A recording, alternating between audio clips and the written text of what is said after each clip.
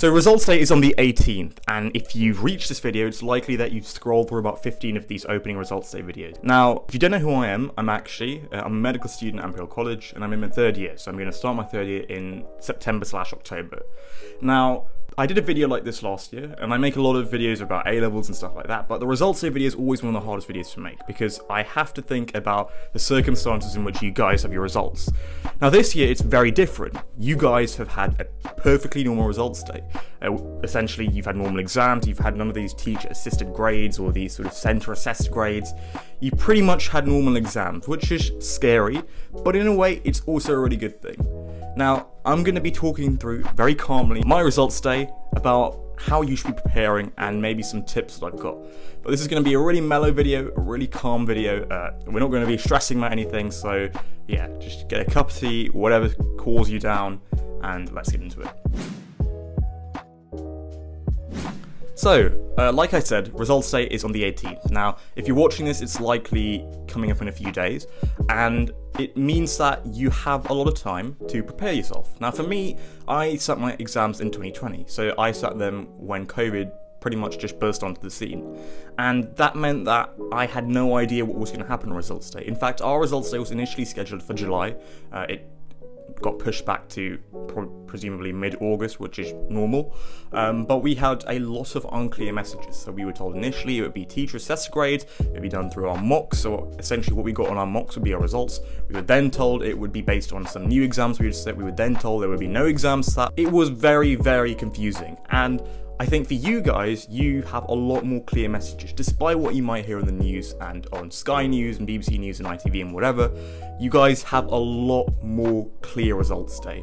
Essentially, you've sat your exams, you're getting your results based on those exams, and that's it.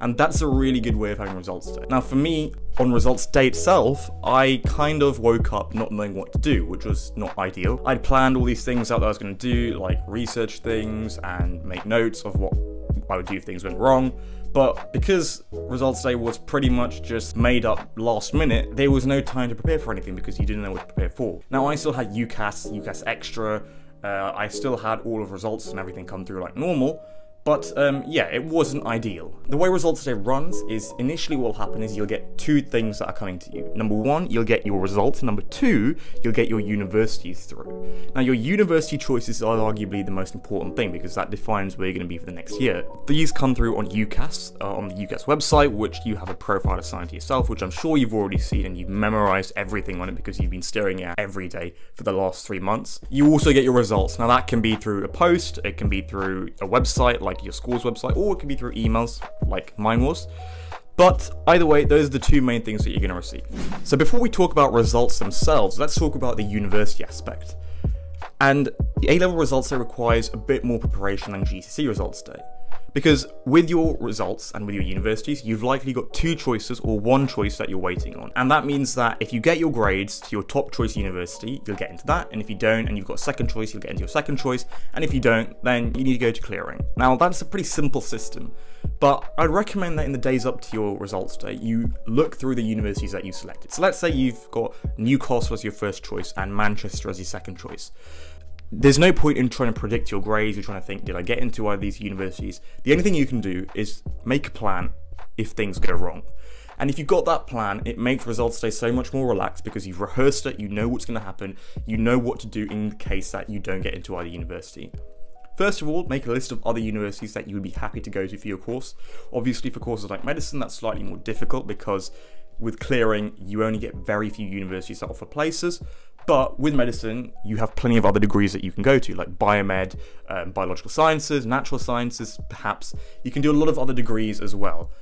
But in most other degrees apart from medicine, there normally are plenty of universities that offer your degree. And you need to make a list up of which universities that you'd like to go to. Finally, you also need to look at clearing. Clearing is a very complicated system, and the way it works is that as soon as you find out you don't have your results, ideally you need to immediately call your tutor first of all, email them, go and see them, chat to it with them, and then go into clearing right after and scan through which places you'd like to go to.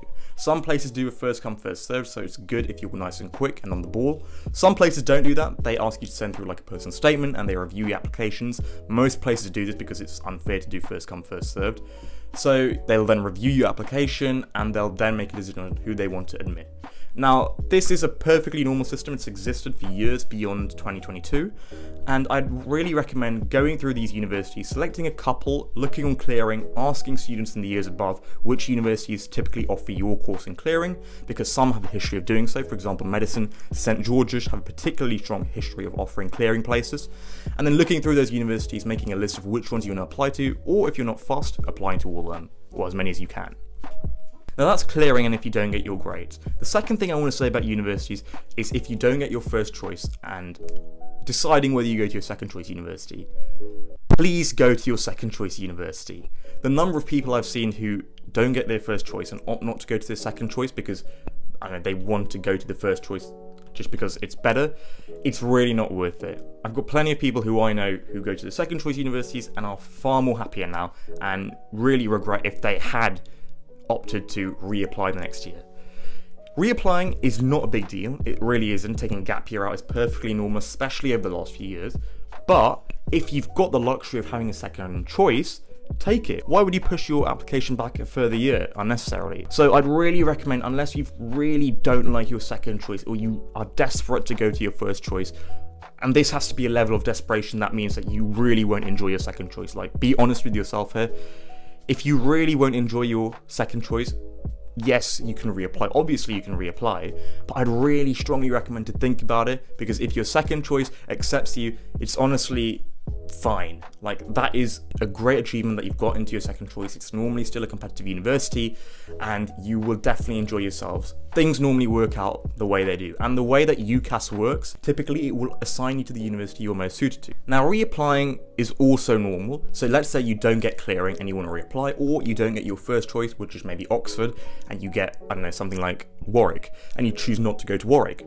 If you really want to reapply, that's absolutely fine. Taking a gap year is nothing to be ashamed of. There's all this stigma around taking gap year is honestly the biggest load of BS I've ever seen. A gap year is a perfectly normal thing, and in all honesty, over the last few years, a gap year has become really valued, especially in courses like medicine, in other sort of vocational courses, because it shows your dedication.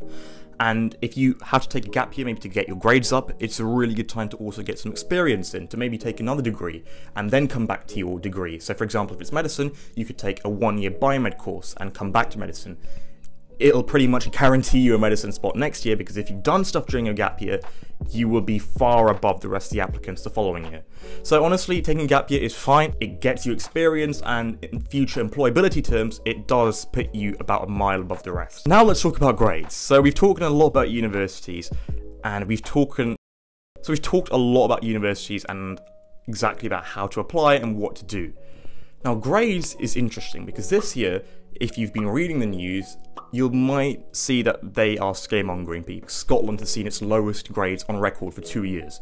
That is true, and that is entirely expected. If you still saw an increase on grades from last year, this year, there would be something very wrong with A-levels, because that means that under a closed book set of exams, you've somehow got higher grades in an open book system where some people didn't even sit exams. So results are meant to go down this year.